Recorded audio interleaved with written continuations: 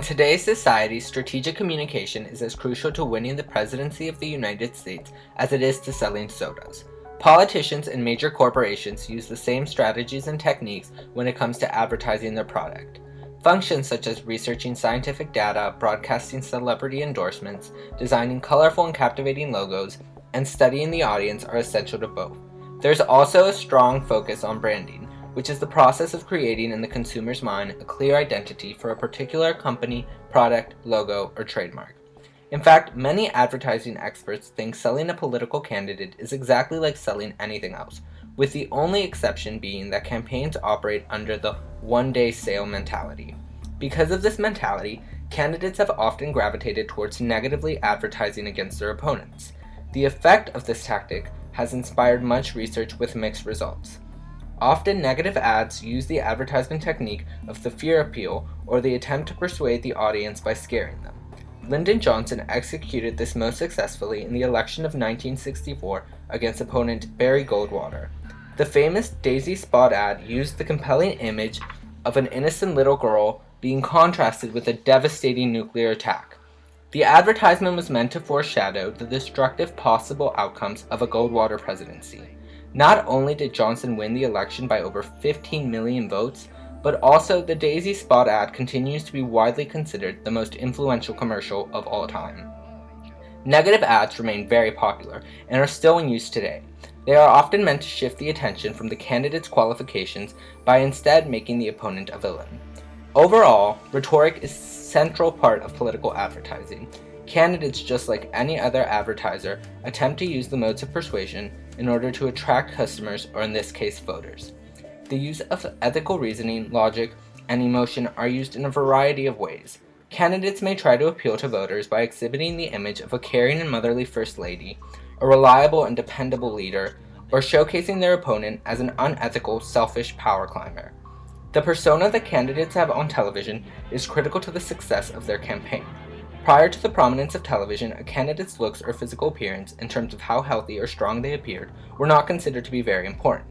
However, this changed dramatically during the election of 1960, when John F. Kennedy and Richard Nixon faced off in the first ever televised presidential debate in which the impact was paramount.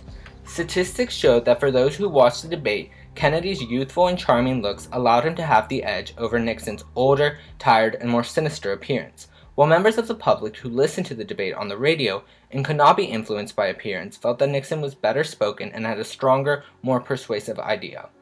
Overall, Kennedy had a phenomenal television presence. His advertisements were very positive, used catchy jingles, and properly established a popular brand. On the other hand, Nixon was unable to compete in this arena, using less entertaining and captivating ads that mostly consisted of him speaking. While it can be argued that physical appearance is no longer a necessity to a successful campaign, as seen by the failed attempts to the White House of a traditionally attractive Marco Rubio and Martin O'Malley, and the extremely popular campaigns of less traditionally attractive Ted Cruz and Bernie Sanders. That being said, a strong television personality is still very valuable and essential to a winning campaign.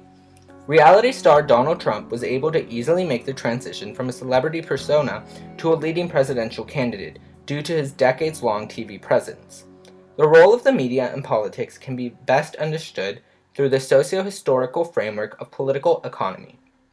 This area of study states that the production and ownership of a media is very closely related to politics and economics, and function to influence society and perpetuate the status quo. Not only is a lot of money needed for political advertising, but also major media companies benefit greatly from the advertising. It is due to this that they are unlikely to lobby to change the system, which helps their bottom line.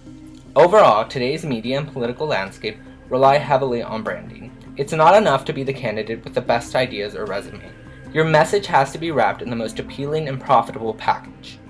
There is no better example of the power that advertisement has over our contemporary democratic system than the current presumptive Republican presidential nominee, Donald Trump. The real estate mogul has spent the vast majority of his adult life creating a brand that upholds the American capitalist ideal. He copied President Ronald Reagan's successful 1980 slogan, "Make America Great Again," to appeal to the same conservative demographic. He used controversial statements in order to keep media attention on him, which benefited him because of the concept of agenda setting, or the idea that being covered by the media establishes importance and worthiness in a topic or person, thus giving his campaign genuine political significance. Media companies have also financially benefited from Trump's entertaining campaign, thus giving them no reason to cease from providing him with free publicity. The process of campaigning for the President of the United States functions almost exactly like selling soft drinks, or any other product for that matter. Candidates focus immensely on branding and image. Even those who call for a political revolution use these tactics to some extent. In order for democracy to coexist with political advertising, it is the responsibility of the public to be aware of the role of advertising and branding, to decode the personas created by the candidates, and to be informed on their actual platforms and views.